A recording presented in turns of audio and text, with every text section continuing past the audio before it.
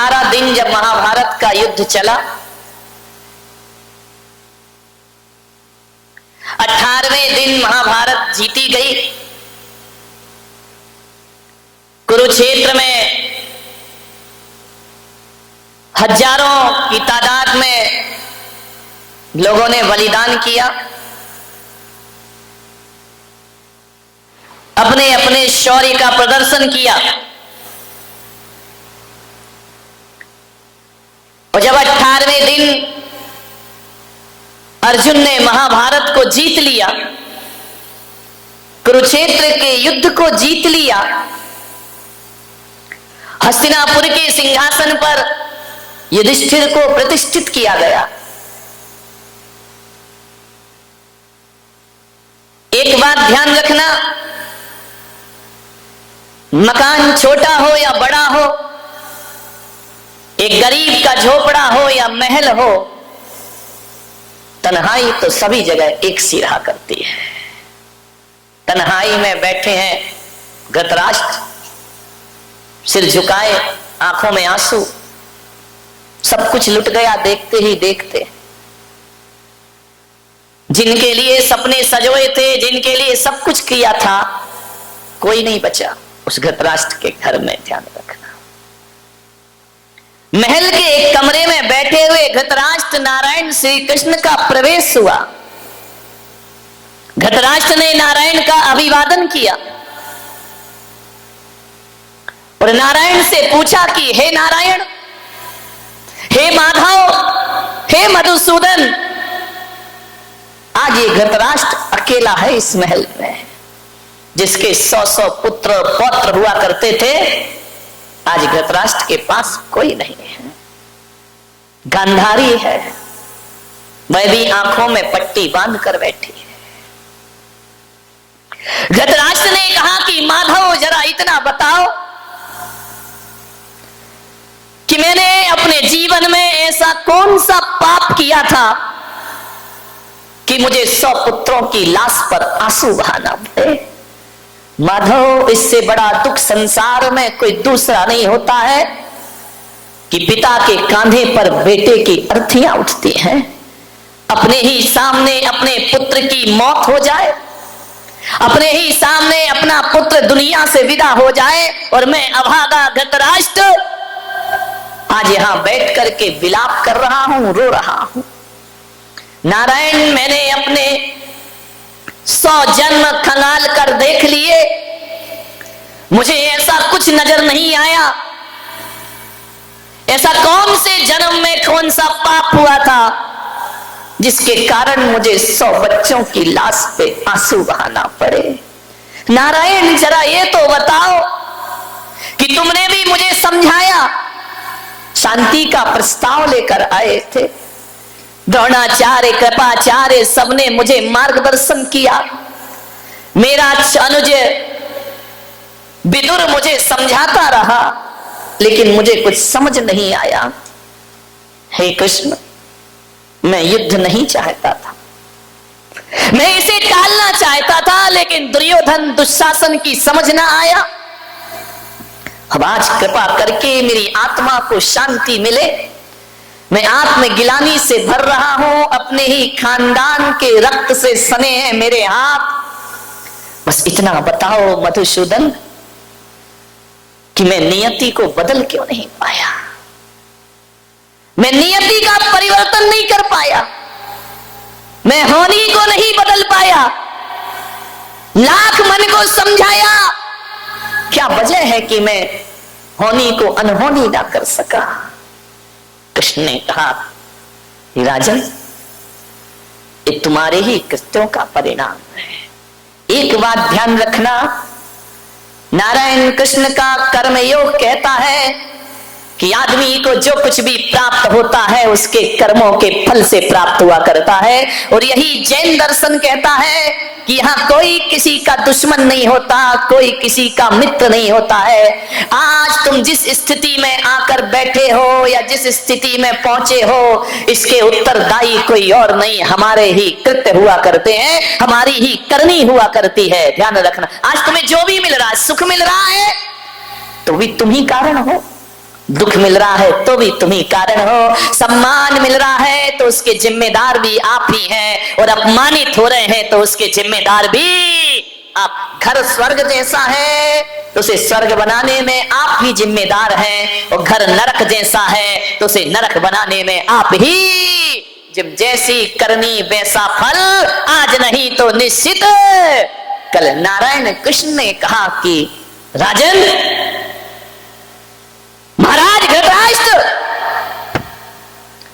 ये बात 100 जन्मों की नहीं है। धृतराष्ट्र ने कहा कि मैंने 100 जन्म देख लिए, कुछ नजर नहीं आता। मैंने ऐसा कौन सा पाप कर लिया था कि मुझे 100 पुत्रों पे रोना पड़ रहा है। नारायण कृष्ण ने कहा, बात 100 जन्मों की नहीं है, बात तो 100 जन्म से पहले की है। रोकिए, ले जाओ उठा के। ये कंप्यूटर इंटरनेट का युग है, बाप आंख से डर सकता है, बेटा नहीं डरता है। विचार करिए।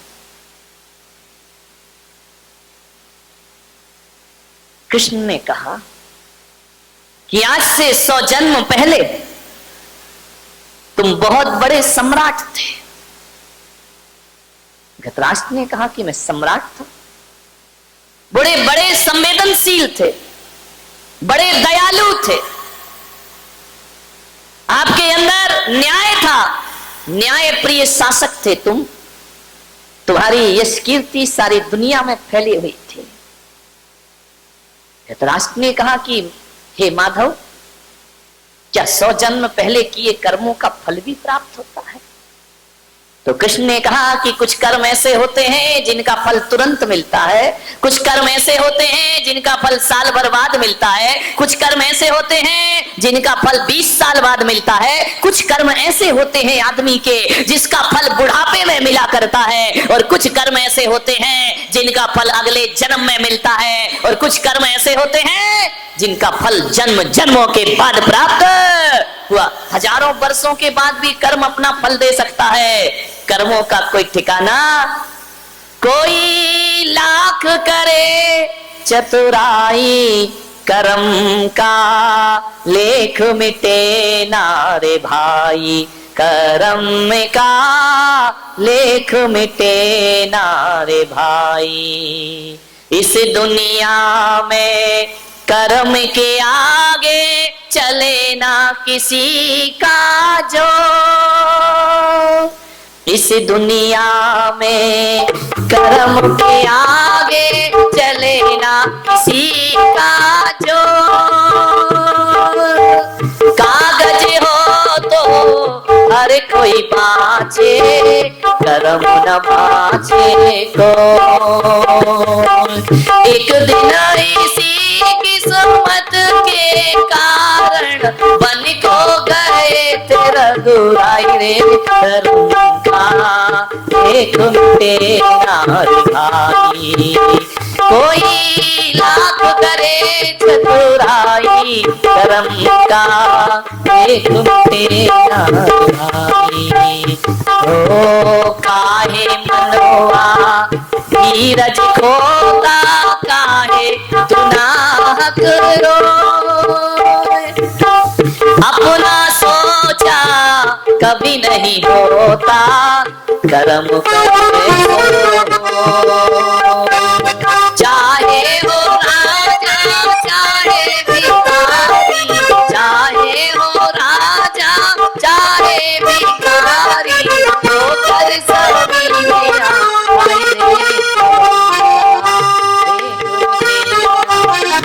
चतुराई करना, लाख होशियारी कर लेना, कर्मों का लेख कभी मिटता। कुछ कर्म तुरंत फल देते हैं, तुरंत मिलता है, ज्यादा टाइम नहीं लगता। अविनाश सेठ बाजू में बैठे, यदि उनको तुम अभी मार दो एक चाटा, इसका फल अगले जन्म में मिलेगा, इसी जन्म में मिलेगा? नहीं, साल भर बाद मिलेगा कि तुरंत मिलेगा? करंट अकाउंट, ध्यान रखना, ब्याज सहित मिलेगा। अभी किसी को गाली दे दो, इसका फल इंतजार मत करना कि अगले जन्म में प्राप्त होगा। नहीं है विश्वास करके देखो। नहीं नहीं, प्रवचन के बाद, अभी नहीं, अभी मेरा प्रवचन सुन लो। कुछ कर्मों का फल तुरंत मिलता है, ज्यादा देर नहीं लगती है। कुछ कर्मों का फल साल भर बाद मिलता है। बच्चा साल भर स्कूल पढ़ता है, ट्यूशन पढ़ता है, कोचिंग पढ़ता है, फल कब मिलता है? एग्जाम के बाद मिला करता है। ध्यान रखिए, ऐसा तो नहीं होता है कि आप स्कूल गए, आज एडमिशन हुआ और कल डिग्री तुम्हारे हाथ में आ जाए। अरे स्कूल की कक्षाओं का फल मिलता है साल भर बाद, और यदि किसी को डॉक्टर इंजीनियर बनना है तो 10-10, 15-15 साल लग जाते हैं, तब जाकर कोई डॉक्टर इंजीनियर का पद।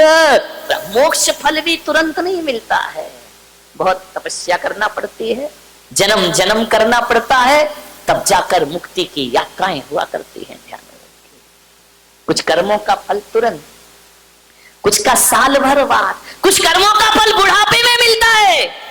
जैसा व्यवहार बच्चों से करोगे, बुढ़ापे में वही लौटकर तुम्हारे पास वापिस आएगा। यदि बच्चों के साथ अच्छा जिंदगी जिया, अच्छे से सामंजस्य बना करके रखे, बच्चों पर क्रूरता नहीं की, तो बुढ़ापे में बच्चे तुम्हारा सम्मान करेंगे और स्वागत करेंगे। और यदि क्रूरता की तो ध्यान रखना, कितना सुंदर मकान बना लो, तुम बेटे के लिए मकान बना रहे हो, बेटा तुम्हारे लिए वृद्धाश्रम बना रहा है। ध्यान रखिए, कर्मों का फल तुरंत मिलता है। धृतराष्ट्र, 100 जन्म पहले तुम बहुत न्यायप्रिय राजा थे, सारी दुनिया में तुम्हारी धाक थी, लेकिन तुम में एक कमी थी। एक बात ध्यान रखना, 1000 गुण हमारे जीवन में हो और एक अवगुण आ गया तो 1000 गुणों में पानी फेर दिया करता है। 1000 लीटर दूध रखा हो और उसमें एक बूंद नींबू की गिरा दी जाए तो पूरा दूध फट जाया करता है। आपसे मेरा निवेदन है कि गुणों का विकास हो या ना हो, हमारे जीवन में हमें अवगुणों से बचना चाहिए, क्योंकि एक अवगुण पूरे जीवन को बर्बाद